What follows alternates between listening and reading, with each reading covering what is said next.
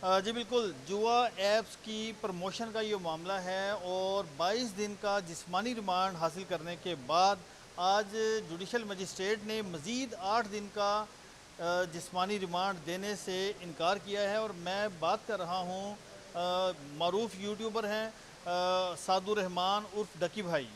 आज अदालत ने डकी भाई का रिमांड नहीं दिया और तफ्तीशी ऑफिसर की ये दरख्वास्त मुस्तरद की है और मुलजिम को जुडिशल रिमांड पर जेल भिजवाया गया है। तो इस हवाले से मुलजिम डकी भाई के वकील उस्मान साहब हमारे साथ मौजूद हैं, उनकी पूरी लीगल टीम मौजूद है। इन 22 दिनों में मुलजिम से क्या क्या बरामद हुआ, पुलिस जो तफ्तीशी ऑफिसर हैं उन्होंने क्या तफ्तीश की है, उस्मान साहब से जानते हैं। अस्सलाम वालेकुम उस्मान साहब, 22 दिन का रिमांड हुआ, इतना बड़ा मुकदमा है क्या? ज़रा पूरी आवाम को, कौम को बताइएगा, कहानी है क्या ये? जी मैं अर्ज़ करता हूँ। देखिए जी, सबसे पहले हम आएंगे आपके सामीन को थोड़ा सा गाइड करने के लिए, असिस्ट करने के लिए कि ये FIR हुई है अंडर पीका एक्ट। ठीक। पीका एक्ट के 4 सेक्शंस उन्होंने इसमें एट्रीब्यूट किए हैं। ये NCCIA, ठीक है, national cyber crime investigation agency ने उन्होंने FIR दी है और पीका के 4 ऑफेंसेस लगाए हैं, सेक्शन 13, सेक्शन 14, सेक्शन 25 एंड 26, और इसके साथ PPC के यानी ताज़ीरात पाकिस्तान पिनल कोड के 2 ऑफेंसेस लगाए हैं। मैं थोड़ा सा आपको क्लैरिटी दे देता हूँ। जो 4 ऑफेंसेस पीका के हैं, क्योंकि NCCI स्पेसिफिकली डील कर रही है, हम स्पेसिफिकली पीका पे बात करते हैं इस नुक्ता नज़र पे। पीका का पहला ऑफेंस है सेक्शन 13। सेक्शन 13 है ऑनलाइन फोर्जरी, सेक्शन 14 है ऑनलाइन चीटिंग, और 25 और 26 है स्पैमिंग एंड स्पूफिंग। अब इसमें बड़ा कैटेगोरिकली मैं ये आपके सामने गुजारिश करता हूँ कि जो प्रोसिक्यूशन की अपनी स्टोरी है FIR के अंदर, FIR की जो स्टोरी क्या स्टोरी है वो? जी, FIR की स्टोरी ये है कि उन्होंने एक एलिगेशन FIR में ये लगाया कि कुछ यूट्यूबर्स हैं वो कुछ गैम्बलिंग ऐप को प्रमोट कर रहे हैं, जुआ ऐप को, गैम्बलिंग ऐप्स को, और उसमें उन्होंने कुछ एक स्पेसिफिक लिस्ट दी है गैम्बलिंग ऐप्स की। उसके बाद उन्होंने 46 लिंक्स जो है ना मेंशन किए हैं FIR में कि ये फलां लिंक हैं जिसमें साद या किसी दीगर ने इन ऐप्स को प्रमोट किया। साद को नामजद किया या साद को उन्होंने स्पेसिफिकली नामजद, साद के ऊपर एलिगेशन ये है कि इसने जुआ ऐप को प्रमोट किया है और पैसे लिए उसके। Let me complete. दूसरा एलिगेशन उसके साथ उन्होंने ये लगाया कि बाई नामो टाइप ऐप है इसकी गैम्बलिंग की, उसमें 7 कंट्री हेड है, ये उनका क्लेम था FIR में। अब FIR को सामने रखें और जो ऑफेंसेस सामने रखें। अब FIR की अपनी स्टोरी में जो सेक्शन 13 है ऑनलाइन फोर्जरी, वो उनका इल्ज़ाम ही नहीं है, ये उनका एलिगेशन ही नहीं है। कोई ऑनलाइन फोर्जरी का ना तो एट्रीब्यूशन है ना एलिगेशन है। अब सेक्शन 14 पे है ऑनलाइन चीटिंग। अब साद के ऊपर इल्ज़ाम है कि उसने प्रमोट किया है। Nowhere in the whole story of the prosecution, neither in FIR nor in the investigation, ये किसी भी जगह साद के ऊपर सो इल्ज़ाम ही नहीं है कि उसने किसी इंडिविजुअल को इन द कंट्री और out of the country specifically उसको चीट किया है, उसके साथ एम्बेजलमेंट की है, क्रिमिनल मिस अप्रोप्रिएशन की है, कोई भी फ्रॉड किया है, ये उसके ऊपर इल्ज़ाम ही नहीं है। नंबर 1 चीटिंग तो स्पेसिफिक। मैं ज़रा मेन मुद्दे पर आऊँ कि आपने बहुत ज़्यादा डिफेंड किया कोर्ट में कि national crime agency cyber crime जो वो रिमांड ना लें, बनता नहीं है, फिर भी 22 दिन का रिमांड हुआ डकी भाई का। तो उन 22 दिनों में क्या क्या बरामदगी हुई है, क्या तफ्तीश हुई है? देखें, यही हम लोग हर जब रिमांड की डेट होती थी तो ऑनरेबल कोर्ट को असिस्ट करते थे, बड़ा एम्फसाइज करके कैटेगोरिकल एम्फसाइज करते थे कि बेसिकली इल्ज़ाम है उसके ऊपर प्रमोशंस का, और प्रमोशंस उसने की हैं अपने व्लॉग्स के ज़रिए या सोशल मीडिया अकाउंट्स के ज़रिए।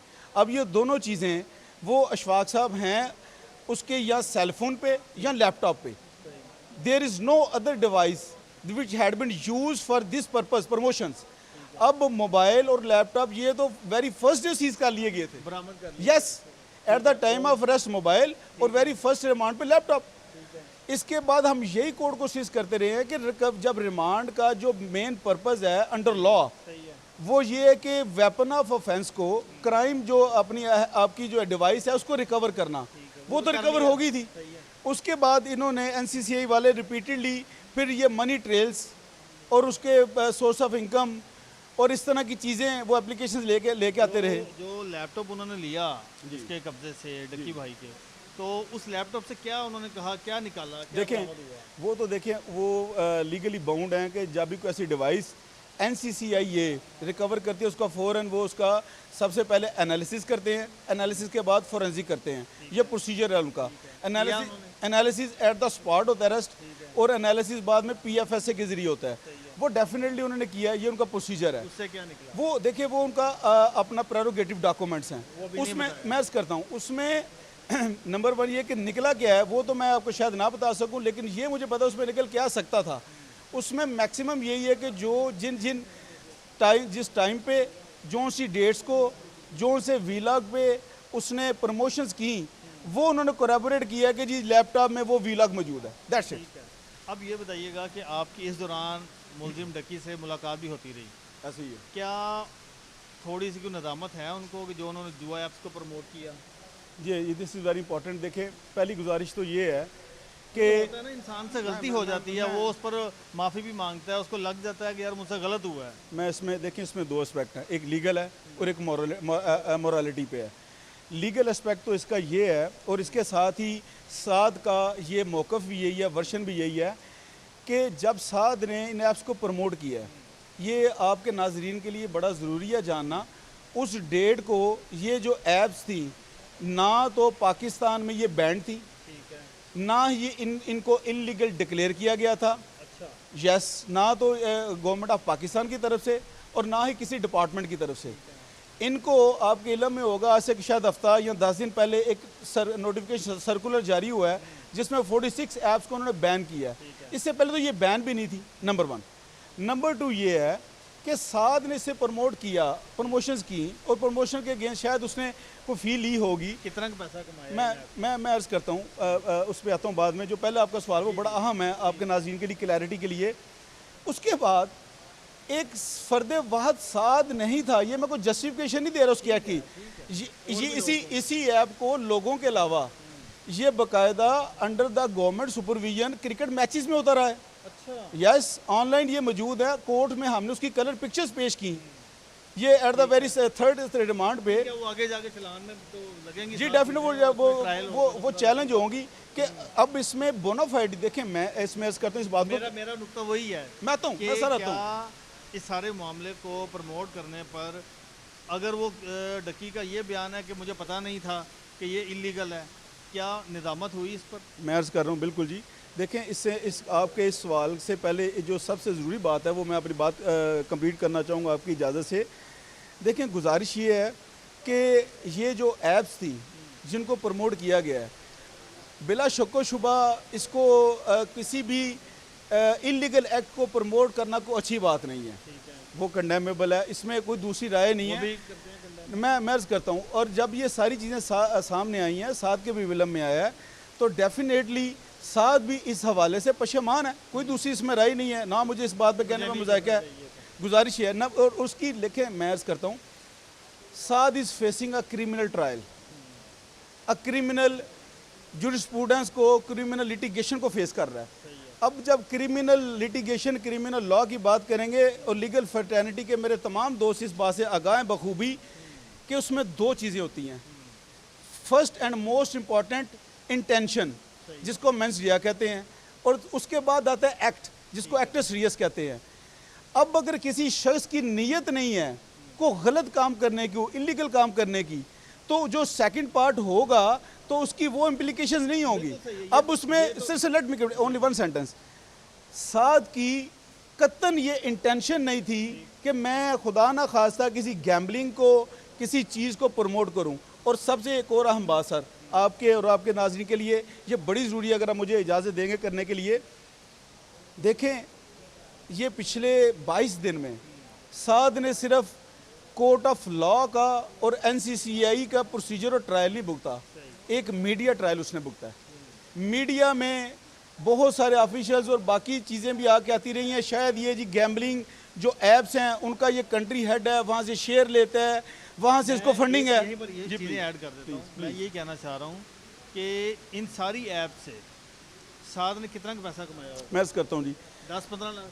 मैं अर्ज़ करता हूँ जी, बिल्कुल मैं अर्ज़ करता हूँ। इसमें गुजारिश ये है, देखें नंबर 1 ये है कि ये जो एक एलूजन और एक मिस इन्फॉर्मेशन और प्रिजम्पशन फैलाई गई है कि शायद साथ उन ऐप्स के साथ कोई उनसे प्रॉफिट शेयरिंग लेता है, उनसे कोई अटैच्ड है, कंट्री हेड है, या इसकी कोई इसको स्पेसिफिक उसका पार्टनर है या इसको कट आता है, ये बिल्कुल गलत बात है सिरे से। और इसको मैं अपनी बात को जस्टिफाई से करूँगा कि 22 दिन की इन्वेस्टिगेशन में कोई ऐसी चीज़ सामने नहीं आई कि साद ने किसी भी ऐप के साथ पार्टनरशिप की हो, शेयर लिया हो, किसी की मैनेजमेंट का हिस्सा हो, कंट्री हेड हो, सादा बात कर लेते हैं किसी ना भी कि इंतजामी इन मामला तमाम में नहीं है। आपके मुताबिक साद और डकी इन जुआ ऐप्स के इंतजामी मामला में नहीं था, राइट? नहीं, नॉट ओनली एडमिनिस्ट्रेशन और मैनेजमेंट, उसका कोई शेयर नहीं था, कोई इनके साथ रिलेशन नहीं था। फिर कि पैसा कैसे आता रहा? मैं अर्ज़ करता हूँ जी, गुजारिश ये है।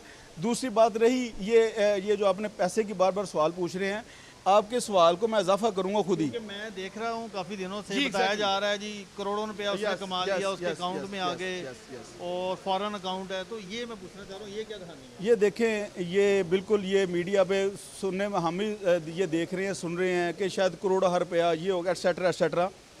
देखें, साद पिछले तकरीबन 10 साल से यूट्यूब पे अपना काम कर रहा है, मिलियंस में उसके फॉलोअर्स हैं। यूट्यूब उसकी शनाख्त है, उसका प्रोफेशन है, उसकी उसमें एक सर्टन इनकम है, और वो सर्टन इनकम तमाम उसकी डिक्लेयर्ड है एफबीआर में, ईच एंड एवरीथिंग। उसके एसेट्स मूवेबल ना इमूवेबल तमाम प्रॉपर्टी उसकी डिक्लेयर्ड है। अब ये जो मिथ है कि शायद ये सारी उसकी जो लाइफस्टाइल है ये ऐप्स के साथ कनेक्टेड है, ये बिल्कुल गलत बात ऐसे है कि अगर आप देखेंगे उस साथ की वो वीडियोस चेक कर लें, वो तो चंद माह पहले पुरानी है, और साथ तो 10 साल से कम कर रहा है। इसलिए मैं क्लैरिटी के लिए बात कर रहा हूँ कि आखिर आपकी मुलाकात हुई होगी साथ से, आपने पूछा होगा कि यार तुमने कितने इन ऐप से पैसे कमा लिए हैं जो तुम्हारा इतना रिमांड होता जा रहा है, और क्या हुआ क्या? तो फिर उसने क्या कहा? अच्छा, 2 बातें आपने पूछी हैं, एक के साथ केस में क्या वर्शन है और दूसरा रिमांड की बात। पहली मैं साथ के हवाले से पूछ लेता हूँ। आपने जो बात की है कि शायद पैसे कितने कमा लिए, क्या किया, NCCI ने ड्यूरिंग इन्वेस्टिगेशन जितनी भी उसकी कोई अमाउंट सीज़ की है, कॉन्फिस्केट की है, वो तमाम वो जो अमाउंट है at the time of trial, अब जब ये मैटर कोर्ट में जाएगा उनको ये प्रूव करना पड़ेगा कि ये जो ये सर्टन जो अमाउंट है ये गेन है फ्राम दोज एप्स, ठीक है, और वहाँ पे इंशाल्लाह ये चीज़ें डिस्टिंग्विश हो जाएंगी, अलग-अलग हो जाएंगी। नंबर 1। नंबर 2, रिमांड वाली बात, यही हम लोग कोर्ट को बार बार असिस्ट करने की कोशिश करते रहे और इम्फेसाइज करते रहे कि अगर उसकी कोई भी अपना मनी ट्रेल लेनी है, मनी ट्रेल के लिए किसी भी मुलज़म का फिजिकली आपके पास होना ज़रूरी नहीं है, वो तो एक डिपार्टमेंट टू डिपार्टमेंट ट्रांजैक्शन होती है, वहीं से सारा डाटा कलेक्ट किया जाता है। अब ये बात बताइएगा, आखिरी बात है, इस दौरान आप साथ से मिलते भी रहे हैं, साथ की वालदा मिसेज, वो क्या कहती रही हैं? साथ से कोई मुलाकात हुई है, उनका क्या व्यू है? देखें, इसमें तो कोई दूसरी राय नहीं है कि वो शदीद एक करब से और पैनिक से गुजरी है सारी फैमिली, कोई इसमें दूसरी राय नहीं है। उसके जो साथ के वालिद साहब हैं वो भी एक PhD प्रोफेसर हैं यूनिवर्सिटी में, और सारी फैमिली एक इंतहाई शुरफा लोग हैं, और मोस्ट इम्पॉर्टेंटली उनकी माशाल्लाह फैमिली बॉन्डिंग बड़ी ज़बरदस्त है आपस में, और उन्होंने पूरा परसू किया इस केस को बड़ी इंटेंसिटी के साथ। और डेफिनेटली एक घर का फ़र्द और अहम फ़र्द वो इस तरह के मामला भुगत रहा होगा, तो जैसे हर फैमिली उस एगने से गुजरती है, ट्रॉमा से गुजरती है, वैसे वो भी बेचारे लोग गुजरे हैं। कब तक ज़मानत मिलने का इम्कान है? हाँ, ये देखें, मैंने जैसे शुरू में आपके साथ वो सेक्शंस की बात कर रहा था ना, अब जो पीका ने ऑफेंसेस लगाए हैं ना जी 13, 14, 25 एंड 26, उनकी डेफिनेशंस आप जाके देख लें। मैं आपको असिस्ट भी कर सकता हूँ डिटेल, आपके पास भी टाइम कम होगा, आपके नाजरीन के पास भी शायद। ये केस बेसिकली लीगली स्टैंड नहीं करता, एक ही ऑफेंस शायद उसको अट्रैक्ट करता है, वो जो PPC का 294B लगाया है, उसकी सिर्फ 6 मंथ्स पनिशमेंट है, इम्प्रिजनमेंट है जी। वो है कि अगर किसी को आप प्रमोट करते हैं किसी भी चीज़ को, उसका प्राइज़ लेते हैं, वो 294B है। जो पीका के ऑफेंसेस हैं सर, आपको लगता है कि रिलीफ मिल जाएगा? आई एम वेरी होपफुल, लेकिन उसमें सिर्फ एक ही चीज़ है कि जिस तरह रिमांड वाली चीज़ें, प्रोसीडिंग्स, तमाम काविशों और कानूनी जो हमने जंग लड़ी और वहाँ पे वो चीज़ों को जस्टिफाई किया, आपके कोर्ट रिपोर्टर्स मौजूद थे, तो शायद वो जिस तरह कानून से हट के कुछ चीज़ें चलती रही और रिमांड डिले होता रहा, तो उसमें कोई ऐसी चीज़ ना हुई, तो इंशाल्लाह बड़ी जल्दी साथ इंशाल्लाह बाहर होगा इंशाल्लाह। Thank you very अपने बहुत शुक्रिया, थैंक यू।